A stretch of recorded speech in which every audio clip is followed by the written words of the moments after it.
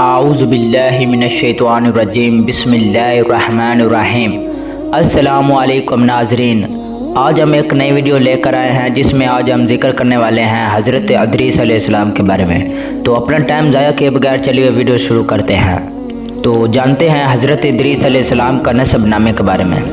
حضرت ادریس علیہ السلام کا نسب نامہ یہ ہے: اخنوخ یعنی حضرت ادریس علیہ السلام بن یرد بن مہلائیل بن کنان بن یانش بن شیث بن آدم علیہ السلام۔ حضرت ادریس علیہ السلام کا اصل نام اخنوخ تھا۔ آپ علیہ السلام بابل شہر میں پیدا ہوئے۔ آپ علیہ السلام نے نبوت ملنے کے بعد جب لوگوں کو اللہ تعالیٰ کے احکام ماننے اور برائیوں سے باز رہنے کے متعلق دلوں کو نرم کرنے والا ایک جامع خطبہ دیا تو آپ علیہ السلام ادریس کے نام سے مشہور ہو گئے، کیونکہ ادریس کا معنی ہے پڑھانے سکھانے والا، یعنی حضرت ادریس علیہ السلام نے اپنی قوم کو احکامات خداوندی سکھائے۔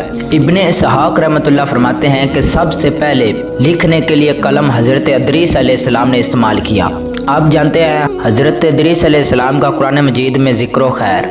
اللہ تعالیٰ نے حضرت ادریس علیہ السلام کا قرآن مجید میں 2 مقامات پر نام لے کر تذکرہ فرمایا ہے۔ فرمان الہی ہے اور اس کتاب میں ادریس علیہ السلام کا بھی ذکر کیجیے، بے شک وہ بھی بڑے ہی سچے نبی تھے اور ہم نے انہیں بلند مقام پر پہنچا دیا تھا۔ اور اے نبی اسماعیل، ادریس اور ذوالکفل کا ذکر بھی کیجیے، یہ سب بڑے صبر کرنے والے لوگ تھے اور ان سب کو ہم نے اپنی رحمت میں داخل کیا، یہ سب ہی نیک لوگ تھے۔ اب ذکر کرتے ہیں حضرت ادریس علیہ السلام کی اپنی قوم کو دعوت و تبلیغ۔ حضرت ادریس علیہ السلام کو اللہ تعالیٰ نے حضرت آدم علیہ السلام اور حضرت شیث علیہ السلام کے بعد منصب نبوت پر فائز فرمایا۔ اللہ تعالیٰ نے آپ علیہ السلام کو بہت اونچا مقام عطا فرمایا اور اپنے مقرب ترین بندوں میں شامل فرمایا۔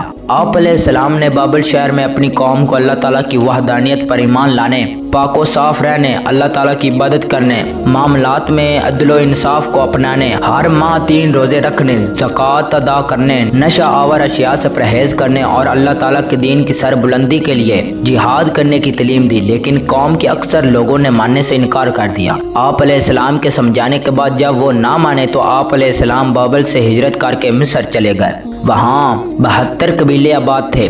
اللہ تعالیٰ نے آپ علیہ السلام کو ہر قبیلے کی زبان سکھا دی۔ آپ علیہ السلام ہر قبیلے کو اسی کی زبان میں تبلیغ فرماتے تھے، جس کی وجہ سے بہت سے لوگ دائرہ اسلام میں داخل ہو گئے۔ حضرت ادریس علیہ السلام کو اللہ تعالیٰ نے علم و نجوم اور علم حکمت بھی سکھا دیے تھے، اس لیے آپ علیہ السلام کا لقب ہرمس الحمسہ بھی ہے۔